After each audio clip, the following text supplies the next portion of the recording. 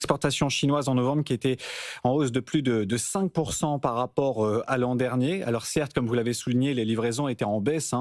de la Chine vers les États-Unis. Mais ce qui est très intéressant, c'est que la Chine arrive à trouver de nouveaux débouchés, que ce soit en Asie du Sud-Est, en Amérique latine, en Afrique et puis surtout vers l'Union européenne.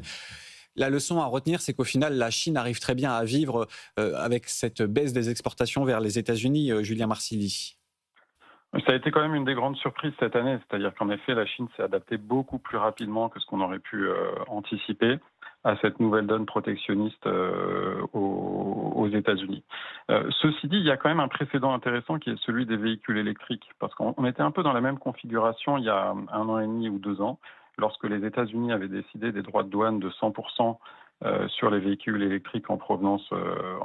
de Chine. Et là aussi, on avait observé le même phénomène, c'est-à-dire que très rapidement, la Chine avait exporté davantage de véhicules électriques vers d'autres régions. L'Europe, évidemment, on en a beaucoup parlé, mais aussi des pays émergents. Et ce qui se passe aujourd'hui, c'est que ces pays émergents, notamment le Brésil, la Turquie ou encore l'Indonésie,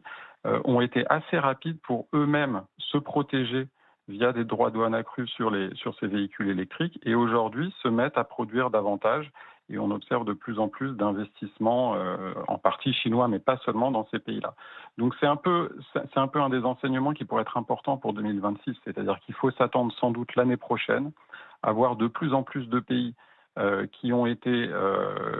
vu les importations en provenance de Chine augmenter, décider l'année prochaine des droits de douane ciblant sans doute un plus grand nombre de produits et ciblant les importations en provenance de Chine.